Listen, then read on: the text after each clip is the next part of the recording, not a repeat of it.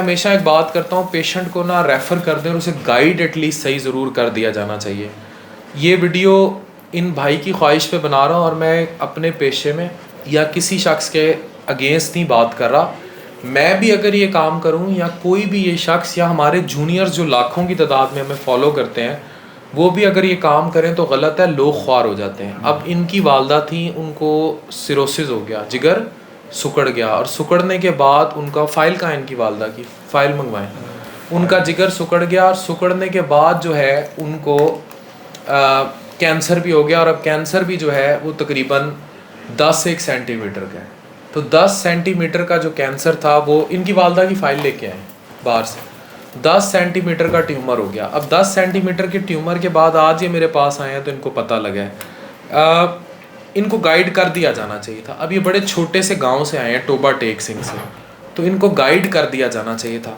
तो आप क्या कह रहे थे? मैं अपने पेशे के लोगों की बहुत रिस्पेक्ट और कदर करता हूँ, लेकिन अगर गाइड ना किया जाए, इसमें आपको नहीं लगता कि कहीं गलती उस बंदे की भी होती है जो सही इंतखाब नहीं करता? मैं लोगों को कहता हूँ आप दिल के डॉक्टर को दिखाएं, जो उसका मरीज़ है वो दिल के डॉक्टर का हो तो फिर दिल के डॉक्टर के पास चला जाना चाहिए। साहब बिल्कुल सही बात करें, लेकिन अगर देखें एक पेशेंट है, ठीक है, वो बेचारा एक देसी सा पेशेंट है, ठीक है, उसको क्या पता क्या मुझे क्या बीमारी है या क्या है।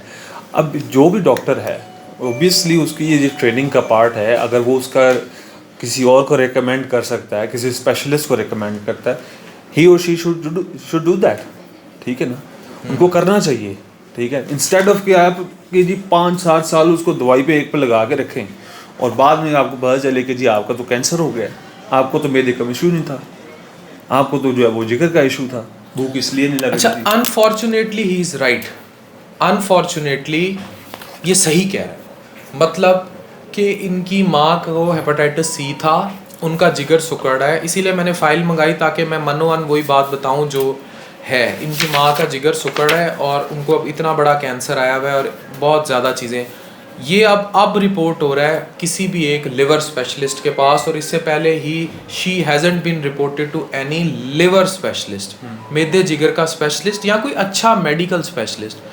तो जितने भी लोग हमें देख रहे हैं, चाहे उनका मेडिकल फ्रेटर्निटी में किसी भी फील्ड से ताल्लुक़ हो, मनोअन पेशेंट को गाइड कर दिया करें, रेफ़र कर दिया करें। मैं रिस्क वाली जगह पे बैठा हूँ और मैं कलमा पढ़ के ये बात कह रहा हूँ कि मेरे पास कल एक ERCP आई और वो ब्रीफ केस भर के आया था। उसने कहा प्रोसीजर कर दें, 80 साल का उसका वालिद था और मैं अगर वो प्रोसीजर करता मेरी जेब में सीधा सीधा $1.5 लाख आता था, लेकिन प्रोसीजर बनता नहीं था क्योंकि उसमें अगर हम वो मेटालिक स्टंट डाल भी देते तो उसकी सर्वाइवल बेनिफिट उसे कुछ नहीं हो रहा था और हमने वापस कर दिया। मैं रिस्क और उसको बताया, मैंने कहा कि इसका आपको फ़ायदा नहीं है। और बहुत सारे specialist doctors, even GP doctors Pakistan में यही एथिकल प्रैक्टिस कर रहे हैं, यही कोड ऑफ कॉन्डक्ट है। लेकिन जहाँ 10-20% हम गाइड नहीं कर पाते मरीज़ को, अब ये बात भी आइडेंटिफाइड नहीं है कि क्या वो आया जिसको डॉक्टर समझते हैं, ये PMDC को भी चेक करना चाहिए, वो वाकई डॉक्टर भी है या वो झूठ बोल कर बैठा है। बिल्कुल वैसे जैसे हिकमत में बहुत सारे लोग हकीम नहीं हैं, नीम हिकमत कर रहे हैं, उन्होंने तिब कहीं पढ़ी नहीं हुई। इसी तरह बहुत सारे लोग पाकिस्तान में क्वैकरी कर रहे हैं, वो कहीं डिस्पेंसर रहे होते हैं, छोटी मोटी जगह पे उन्होंने काम किया होता है, वो पिंडों देहातों में अपने नाम के साथ डॉक्टर रखते हैं, कोई पंजाब हेल्थ केयर कमीशन की रसाई से वो दूर होते हैं, उनको छुपने का हर रास्ता आता है और उन्हीं के नामों पे बाज़ुकात तो कुछ डॉक्टर्स का नाम लेकर वो क्लिनिक्स चला रहे होते हैं और कवर में चल रहे होते हैं और वो ऐसी गलत हरकतें करते हैं। ये पाकिस्तान में हो रहा है, बिल्कुल क्लियरली हो रहा है और ये सबके नोटिस में है। जो स्पेशलिस्ट मुझे देख रहे हैं, एवरीवन नो, इवन यहाँ तक माफिया में हो रहा है कि बड़े बड़े जगहों पे जो है क्वैकरी चल रही है और बड़ी बड़ी जगहों पे पैसे लेकर ये सारा माफिया ऑपरेट हो रहा है। हमें हलाल और हराम की तमीज़ पर फिर बात करनी होगी, क्योंकि देखें हिज मदर अल्टीमेटली सफ़र्ड, तो आपको आज तक डायरेक्ट नहीं किया गया कि किसी लिवर स्पेशलिस्ट के पास चले जाएं। जैसे मैं अगर लिवर का डॉक्टर हूँ, दिल का मरीज़ है तो मुझे दिल वाले के पास भेज देना चाहिए। देखिए ये तो बड़ी देर पहले ये बात करनी चाहिए था, जब हेपेटाइटिस C था, जब कभी आइडेंटिफाई हुआ था, आज से 6-7 साल पहले, ठीक है। हेपेटाइटिस सी वैसे एक अच्छा मेडिकल स्पेशलिस्ट देख लेता है, लेकिन जब जिगर खराब हो रहा था तो जिगर के स्पेशलिस्ट के पास आना चाहिए। I think more than 4 to 5 doctors हमको दिखाया है, ठीक है। किसी एक ने बंदे ने भी ये रिकमेंड नहीं किया आपको जो हेपेटाइटिस सी का जो है वो ट्रीटमेंट करवाना चाहिए, ठीक है। अगर करवाया भी है तो किसी ने मतलब उसमें इस पर तवज्जो ही नहीं दी। अब जो लास्ट जो डॉक्टर था जिससे मेडिकेशन बस किसी का नाम ना ले, मैं डॉक्टर का नाम नहीं लूँगा, हाँ। ऑब्वियसली मैं नाम नहीं लूँगा, हाँ। जो भी डॉक्टर था जिससे वो ट्रीटमेंट चल रहा था उनका, अब उसको भूख का बताया, उसको मतलब उसको ये नहीं आया कि यार मैं इसका टेस्ट करवा लूँ, ठीक है। अब जब सारी चीज़ें हो चुकी हैं, अब वो कैंसर आ गया है सामने, ठीक है। अब जो अल्ट्रासाउंड होगा, अल्ट्रासाउंड में पता लगा कि ये तो रसोली बनी हुई है, अब फिर आगे अब हम कुछ नहीं कर सकते।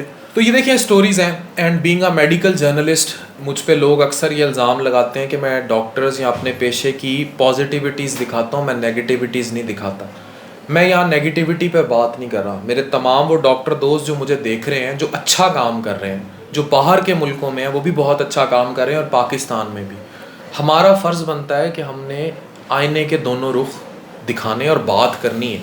और एक अच्छे इंसान के तौर पर भी हमें ये बात करनी है कि अगर हम गोद में रख के मरीज़ को बैठ जाएं कि कहीं और चला ना जाए, शायद मैं ये काम इसलिए कर देता हूँ कि मेरी दुकान बहुत ज़्यादा चल रही है, लेकिन ना भी चल रही हो तब भी यही काम बनता है। और मनोअन अगर आप ये काम नहीं करेंगे तो रेपुटेशन तो कुछ नहीं है, हलाल और हराम की तमीज़ में हम डाइवर्ट हो जाएंगे। और ये बड़ी थिन थ्रेड है। मेरे जितने यार दोस्त मुझे देख रहे हैं, ट्राई टू अंडरस्टैंड, ये बहुत ही ज़्यादा थिन थ्रेड है। नहीं पता लगता आपको बिल्कुल नहीं पता लगता कि कहाँ आपका रास्ता उस तरफ हो गया है। Please take it as a very positive message. गोद में मरीज़ को रख के नहीं बैठे रहना। जब आपको लगे कि चीज़ आपकी नहीं है या आपके आपे से बाहर है, खुदारा मरीज़ को कंसर्न्ड स्पेशलिस्ट को रेफ़र कर दें।